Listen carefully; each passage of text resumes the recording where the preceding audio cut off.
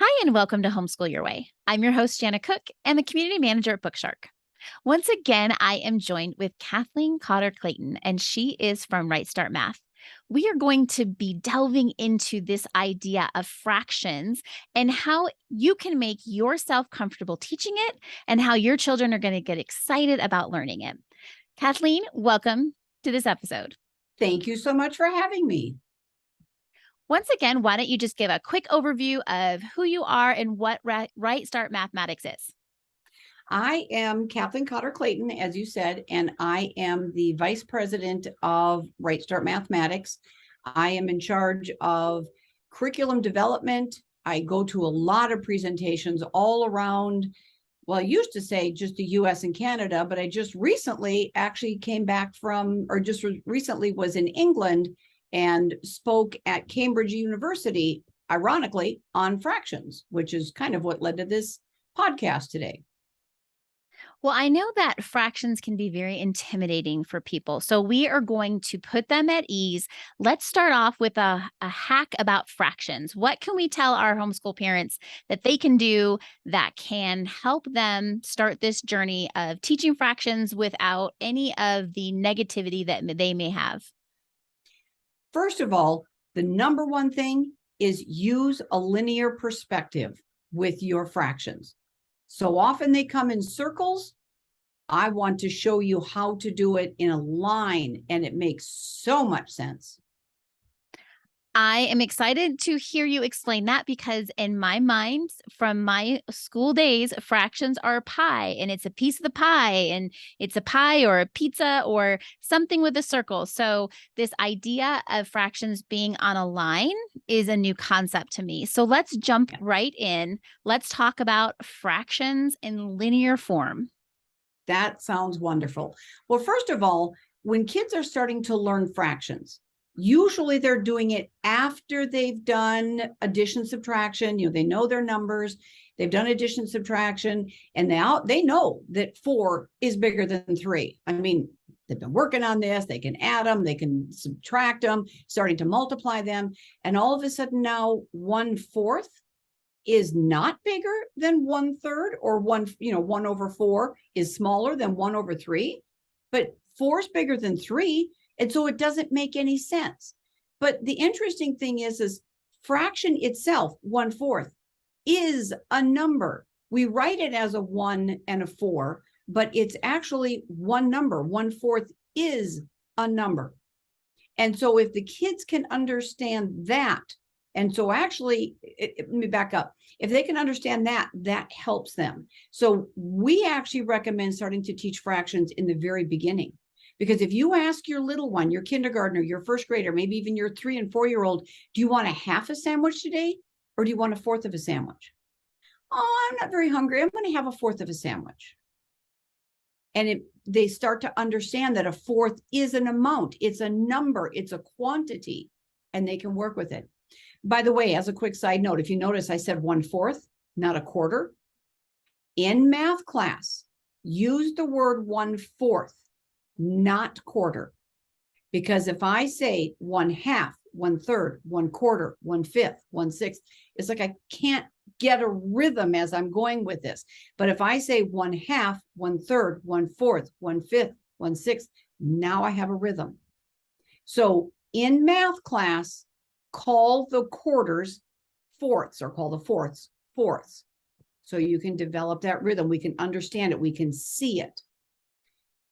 It is no wonder that children get very confused when they're being introduced to these concepts, because when you say quarter, I immediately think of money, not a fraction.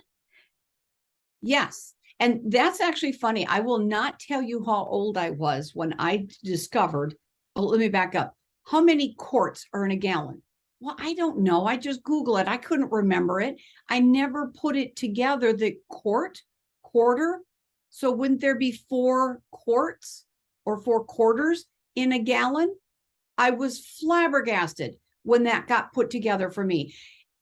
Like I said, we won't talk about how old I was or how old my children were when I finally put that together. But part of that is our language. So it's not that I wasn't taught right. It was that our language hinders us. And so, I mean, I know quarters, 4 quarters and $1. I knew that, but for some reason I did not take quarters of money and put it to quarts of gallons and, quarts with liquid. Well, I will admit I'm 44 and I did not know that. I was figuring that's why we had Google, because Google would help us figure out, how many this is and that's. Yes, now I know how many quarts are in a gallon. Quarter, 1/4. Well, of course, that'd be 4 quarts in a gallon. In 1 gallon. Or 4 1/4 in a gallon. Isn't that cool? Yes. I mean, this revelation alone is enough to make this conversation incredibly relevant for me. But you have so much more than just 4 quarts to a gallon for us. Yes. So start young. In RightStart Math, when do children start learning fractions? We actually start in level A, our kindergarten, for the brand new, never been used child. We start them right there because, again, they can look at it. They're so, at that age, they're so open and willing to explore and play with things. They understand, okay, here's 1, here's half of it. Here's 1/4 of it.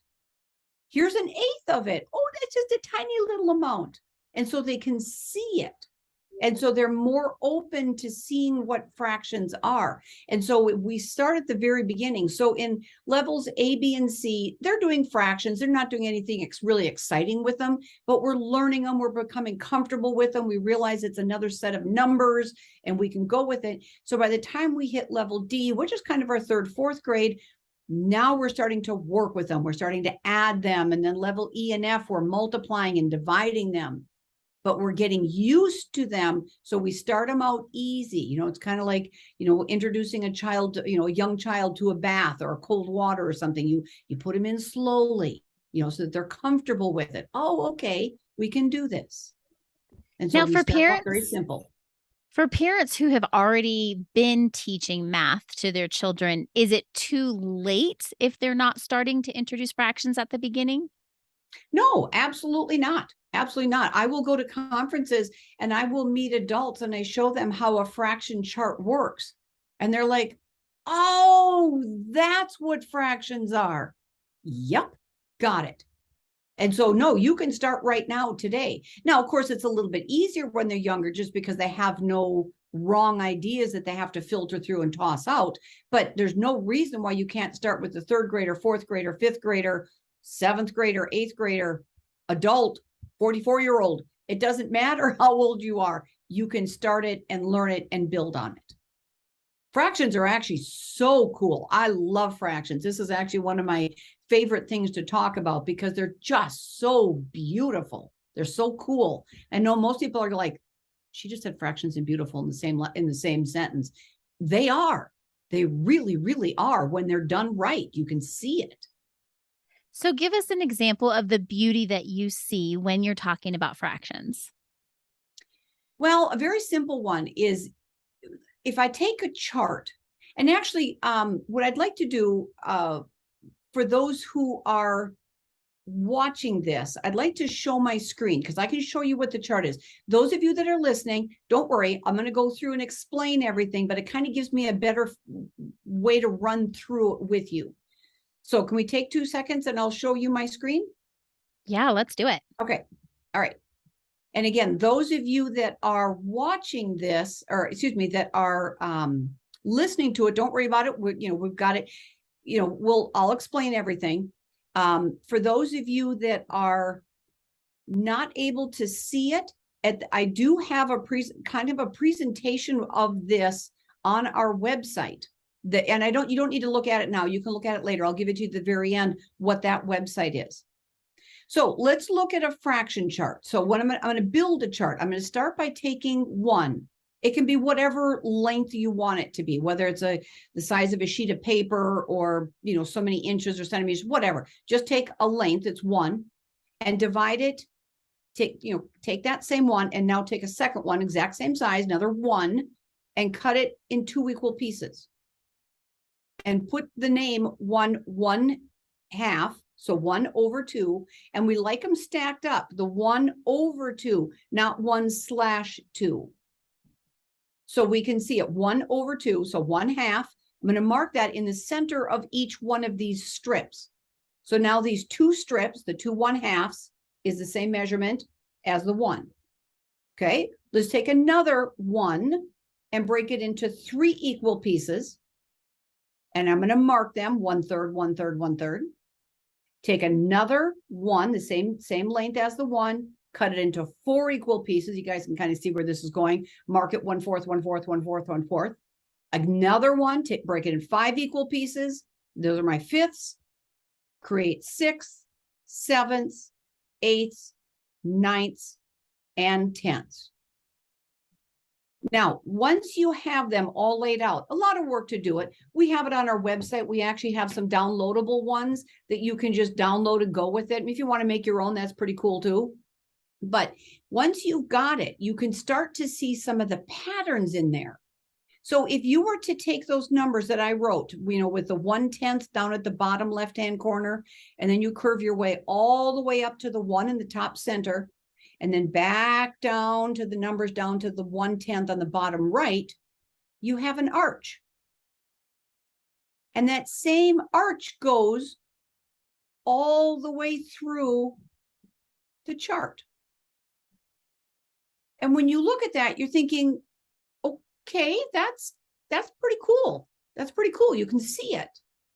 Another thing that you can do with it, and again, if you've got all the pieces, just take the 1 and put it down at the bottom.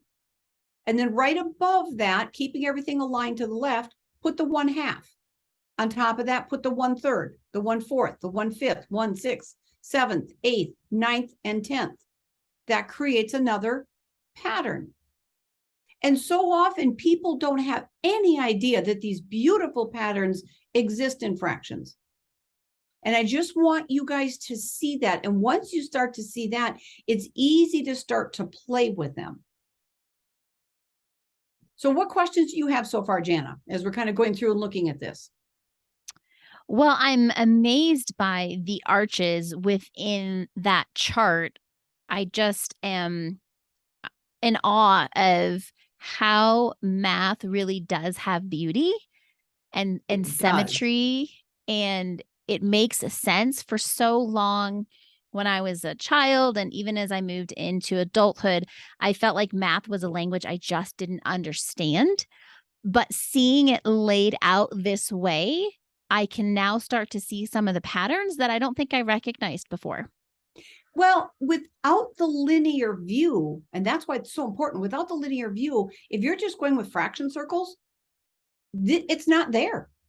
Mm-hmm. It's not there. It's like you can't see it. It's like asking somebody who's always in a dark house with all the windows pulled, and they only have just the light on in the room, but they can't see outside. And you tell them, really, outside there are leaves and they're turning colors. They were green and now they're orange and yellow and red, and it's beautiful, and the air smells crisp, and the kid inside is going, I have no idea what she's talking about. That's what we need to do, is we need to pull fractions out of that dark room with that dim light and bring them out to where the joy is and the happiness. And it's just, fractions are just so cool. They're just, I mean, I know I sound like an idiot, but they're so cool that I want people to have that. And I want to get there with you, Kathleen. I Yes. do. So help me understand, because right now, especially, I'm looking at fraction stairs and how they stack on each other. And it's, to me, very reminiscent of Egyptian pyramids and, Mhm. the Incan pyramids. So help me go from these stairs to some practical ideas of how fractions are going to make a difference in my world.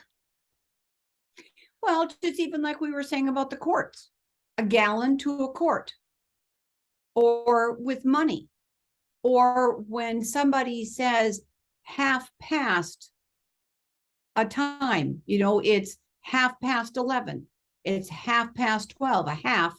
Okay, well, that's halfway around, or a quarter past, or a quarter to. As a child, I knew how to translate that, but I didn't realize it meant a fourth of the way. I didn't look. I looked for I tried to memorize what I was told because I was taught very traditionally, but I was told, I memorized what I was told, but I did not understand enough to bring those connections back in. And that's where we want our kids, is to bringing those connections in, because if your kids only know what you've taught them, no matter how much you teach them, that's a failure, in my opinion, because they need to know more than what we know. I want my kids to be smarter than me, because I don't know everything. And I know a lot, and I'm smart, but I don't know everything. I have a daughter that works in a retirement home. She's a life enrichment director. And the things that she comes up with is just amazing. So does she know more than me in that area? Absolutely. I have a son who's a welder. I don't know anything about welding other than it makes stuff stick together, but he knows all this stuff about welding, and how do you weld with aluminum, and how do you lay a bead, and how do you do this, and how does the arc go here and reflect off and bounce. I don't know that stuff.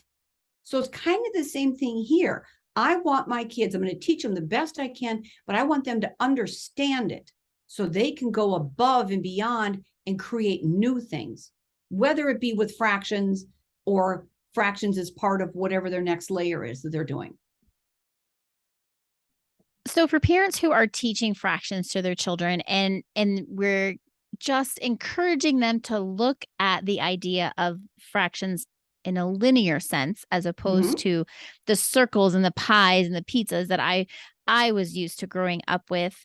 How does that translate then as they go into adding, subtracting, multiplying, dividing? Does the linear approach help that as well?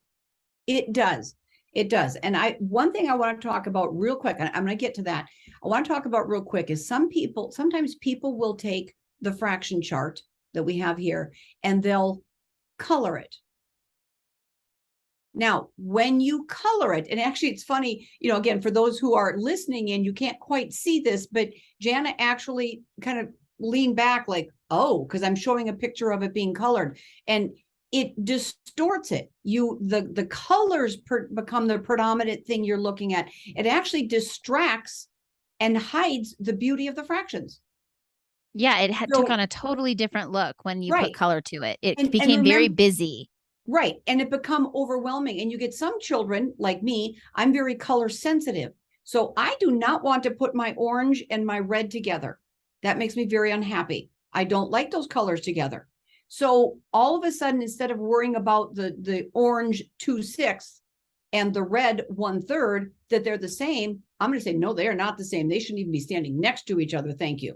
Because I'm uncomfortable with the colors. That has nothing to do with it. The color has nothing to do with it. It's the beauty of the fractions. So don't use colored fractions. Some people say, okay, fine, we won't color them, but I'm going to get rid of the 7ths and 9ths because, who uses those? And let's throw in the 12ths because those are really happy. But again, you distort the pattern. So you have to have all the numbers in there, that halves, thirds, fourths, fifths, sixths, sevenths, eighths, ninths. Even though we don't use them much, you have to have them in there for the pattern. So you wanted to your question was jumping right to adding and subtracting, and you're normal. But the problem is some people don't know even how fractions go together. Like I have met, and I'm sad to say it was a teacher. I'm not going to say what state it was in, but it was a teacher who did not know how many eighths are in a whole. Well, let's start with something very simple. Let's just say how many fourths are in a whole, because we can see that. So I can, if I need be, I can look at my chart and count them. I've got 1, 2, 3, 4 of them. So I've got 4 fourths. Oops, sorry, went too far. I've got 4 fourths make a whole. So how many fifths do you think make a whole? What do you think? Venture with a 5. 5. And now I actually like kids to say 5 fifths make a whole, because 5 doesn't make a whole. 5 fifths makes a whole. So how many sixths make a whole? 6 sixths make a whole. 6. How many eighths make a whole? 8 eighths make a whole. Right. So that teacher needed to know that. But anyhow, so how many, let's go ahead. Let's say how many tenths make a whole? We're going to jump. How many tenths make a whole? 10 tenths make one whole. Yep. How many twelfths make a whole? 12 twelfths make one And that's whole. not on my chart, but see, you already saw the pattern. Mm, So how many 15ths make a whole? 15 fifteenths make a How whole. many hundredths make a whole? 100 hundredths make one whole. And ooh, doesn't that sound just a wee bit like decimals? Anyhow, moving right along. That's another topic. But see how they're all linked. And if you have this layer, okay, we've got the foundation now. Now I know how that works. Then we can start to do some comparing. Again, we still haven't added yet. We're still comparing. What's more, 3/4 or 4/5? 3/4 or 4/5? So again, those of you that are listening, just think what 3/4 would be. Do you think 4/5 is going to be less or more than 3/4? It's actually going to be more, because you think about it, it's a whole, not including 1/4, and it's a whole, not including 1/5. 1/5 is smaller, so 4/5 must be bigger. It's kind of a different way of looking at it, but you can kind of move it around to make it fit what the kids need. Let's do another and one. again, the pattern of, because I was like, okay, well, if you start getting further down, is 5/5 greater than 4/5, right? So because I could see the pattern, I could easily answer that question, where the first question without the pattern, I was like, Yeah, I got nervous for a minute. No idea. Yep. Mm-hmm. So Got even nervous. if we go even farther down and we say, what's more, 7/8 or 8/9? And again, in my head, I can see the chart. I mean, even without anything in front of me, I can see the chart. So I know my answer, 8/9 is going to be bigger. But again, working my way through it, because I understand how the chart is laid out, I'm going to say, okay, well, here's my whole. And I'm going to subtract 1/9 off the 8/9. Okay, that's this big. And I'm going to subtract the 1/8 off of 7/8, or off of 1 to get 7/8. Well, I know 1/8 is going to be bigger, so I'm subtracting more. So therefore, the other number is subtracting less. Therefore, 8/9 is going to be bigger. It's another way in thinking of it, instead of going, oh, what's the rule? Oh, my head hurts. Oh, gosh, I hate fractions. You can start to see it and work with it. And like you had said before, so often we look at fraction circles. And I've got them shown here. Think about a circle where I've got the 5ths marked, and I've got the 6ths marks. What's more, 4/5 or 5/6?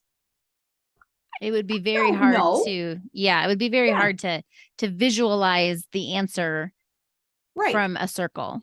Exactly. And when I look at this, I'm just thinking, oh, it's circles. Maybe I should, is it pie? Can I eat it? Is it pizza? I can eat that too. But it doesn't help me. I can't see it. It's not easy. It's easier to use the fraction chart. So continuing with this, again, before we get into the addition and subtraction, because that's a very good question, let's continue to build on how the numbers go together. So I'm going to create a partial chart, because you have, at home, if you've done this yourself, you've created your pieces. So I'm going to take my 1 and my halves. I'm going to lay them right below the 1. And then my 4ths. So I'm going to lay them below. So I've got my 4/4, and then my 8ths. And how many 8ths? I need 8/8. So I've got this lined up. Now, in your mind, take this. You've got this built. You got your 1s, halves, 4ths, and 8ths. If you can, try to erase the horizontal lines that go across and get rid of your numbers. What does it look like? And some looking of you, at a ruler. You're looking at a ruler. Exactly. I have had people almost fall off their chairs when they saw that a fraction chart ends up looking like a ruler. It absolutely floors people. So again, we're still in the comparison. We're comparing. We're still trying to learn how fractions work. How do they link to each other? How can I maneuver them? I'm still just playing with fractions before I start doing anything to them. I'm just finding out how they're related to each other. So actually, the way that we have the kids practice is we play a game. You guys remember the game of war? You lay down 2 cards, turn over the face card and whoever has the higher one takes it and you try to get the whole deck from your buddy. What if we do these with fraction cards? I'm going to use the same thing with the ones, halves, fourths, and eighths, because those are important. We use those a lot. We don't use thirds of an inch very often, but we use the ones, halves, fourths, and eighths a lot. So I'm going to take a deck of cards. These are fraction cards. Flip them over. One person, see, Janna, you can have the 3/8.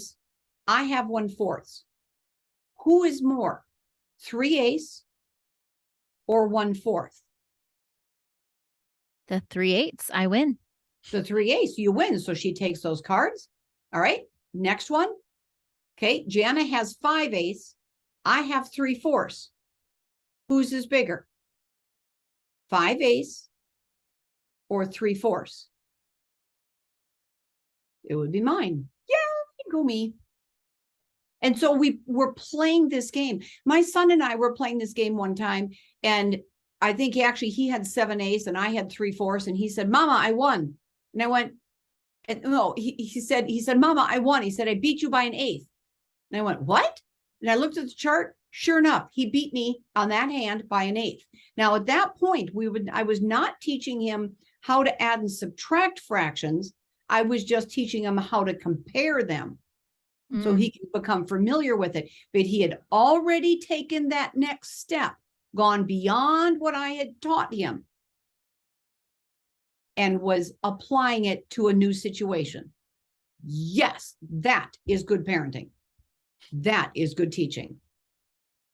We actually have an app for people who want to have their kids play, because, sometimes you just have to have some screen time. If you're driving, and rather than having your kid play some silly game, you can have them maybe do a game. We've got it called, very cleverly called, Fraction War. And you can buy it on both Apple and Android. And the beginner one just does, like we talked about, the 1/2, fourths, and eighths. Then there's an easy version that adds in thirds and sixths. Medium adds in fifths and tenths. And the hard puts in percents. So there's a way to practice this as you're going through and learning it. So now, let me ask you this, Kathleen, really quick. Yep. As you are, just as you explained the app that you had, so do you start talking percentages after you feel like you have a solid foundation with the fraction chart? Yes. And what a lot of kids miss, myself included, I now get it. But what does percent means? It means percent. Cent means like century or 100 or centurion. So 100. So it means per 100. So 50% is 50 100ths, which is the same thing as 1/2.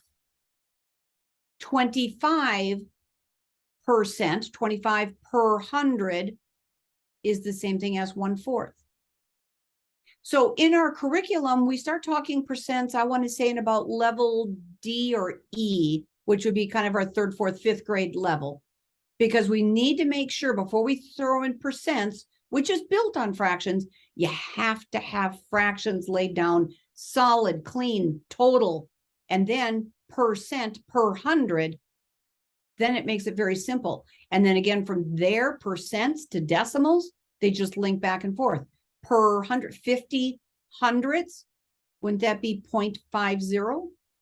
Well, let's just do 25%, 25 hundredths, so that you would write that number as 0.25, 25 hundredths. You make it sound so simple. Could it really be? Could it really be? It is. That's what's so cool about it. But the hesitation that you're, or kind of the not hesitation, but kind of the amazement that you're having is normal, because you, I assume, were taught a lot like I was, where just this is what it is. Don't give me any back talk. This is what you have to do. This is why it works. Move on. I don't remember learning fractions as a child. I'm sure I did, but I have no recollections of them. I remember learning multiplication and division. I have no recollections of fractions. And I could do them, but I never really did them very well until I came into this linear way of looking at the fractions. Well, and when I think fractions, and again, this is my old school way of thinking, I just think, okay, well, that's a division problem. I never saw it really as, I mean, I knew it was part of a whole, but I immediately see it as a division problem. And I'm starting to see that maybe that's where I went wrong in some of my thinking. Well, and that is another way to look at fractions. That's a good point, because if you look at fractions as the 1/2 as 1 divided by 2, it's a whole 1 divided into 2 equal parts, and 2/3 is 2 divided into 3 equal pieces. It's another way of looking at it, but to me, that's such a hard way to look at it. I don't like it that way. It doesn't sit well in my head. I like it better as 1/2 is a number, 2 1/2 is the same thing as 1, which, by the way, is actually adding fractions. But Yeah. it's so And logical. it's true, because even as you said that, it's not clean. I don't see a pattern. No, I get really confused very quickly if I'm looking at it through the lens of division, as opposed to this linear right. way. Yep, exactly. And this way, just, I don't know, it's just simpler. To me, it's just so pleasantly basic. It's just happy. It's joyous and basic. And I'm not simple. sure. I'm not sure most parents would say fractions are pleasantly basic. Yeah, but they are when they're taught right, when they're presented right. Why do you think math has been overly complicated over the years? I think it's because people don't understand it. So if I That don't understand it, then the rule to manage it is the following. Let me get my 48-page book out, or 4,000-page book out, because I don't know how to do it, but I've got a thing on page 93. It says this is what I do, because I don't know how to manage it, because I really don't know what it is. So I think that's why it's become that way. People don't understand the basics, which is why I spent so much time on the basics. Because if you have the basics, you can build up. But if you don't have the basics, yeah, you can put your walls up if you're trying to build a house and put a roof on, but it's not going to hold if you have no foundation. You have to have the foundation. Math needs to be taught so we understand it. And so often it's taught so that you have to memorize stuff, but in fact, it should be the other way around. 95% should be understood and only 5% memorized. And if we could understand this concept for homeschooling our children, or even as adults looking to career change or add quality of life, anytime I do something, when I understand it, it excites me, right?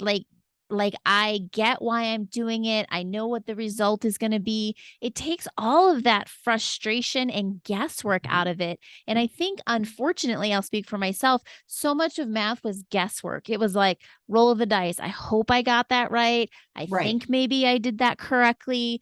But like you said, maybe my formula was off. What was the formula? How to memorize, how to do that, as opposed to understanding it and then being able to practice it with confidence, knowing that I'm not going to get it 100% right.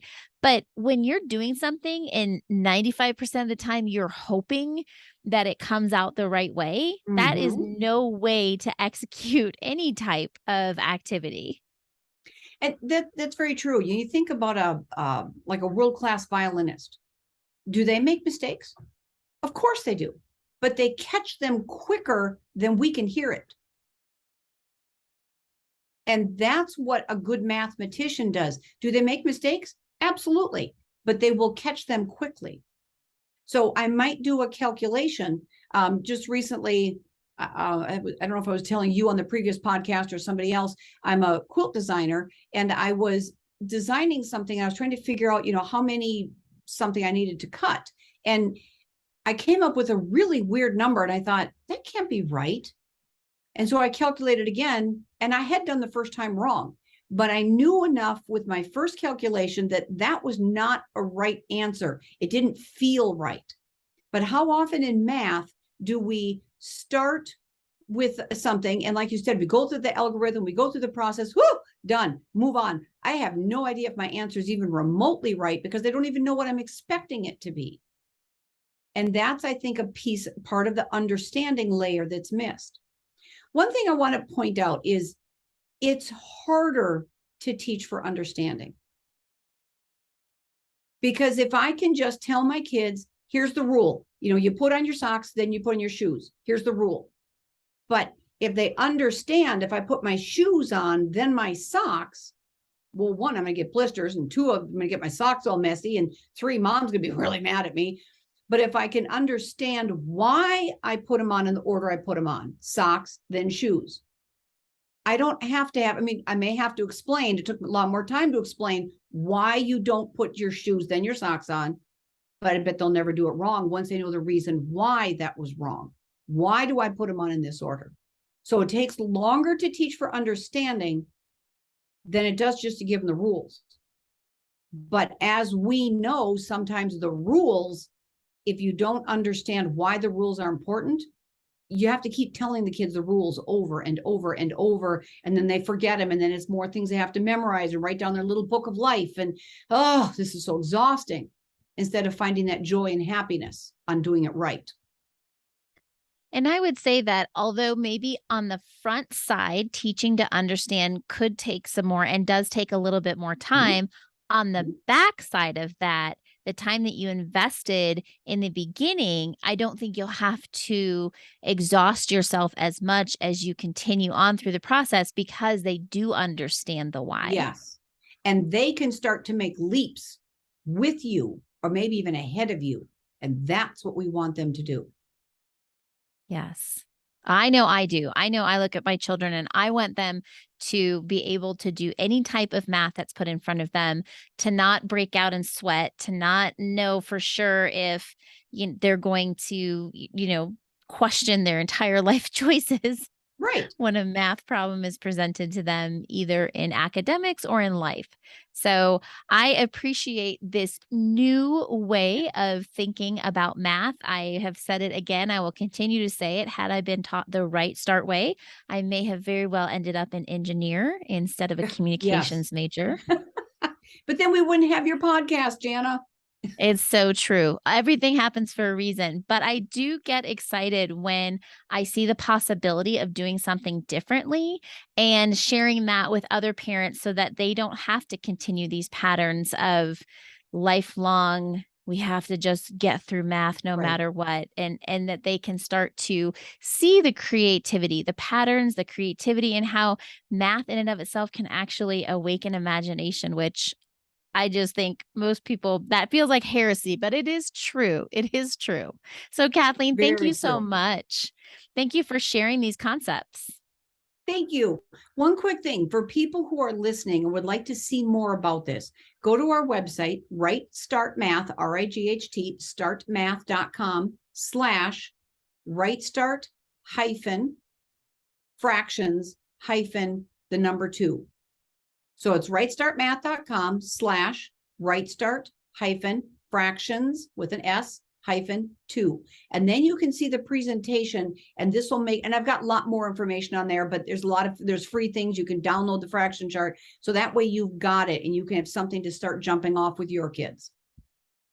And we will have that link in the description as well for our listeners and viewers. So, hopefully we will get people to start understanding that math can be more than just some rote memorization and rule following. And so we encourage you guys to look at that website and get some more information to help you in your homeschool as you delve into fractions with your children. Kathleen, thank you so much for being here. We appreciate your time.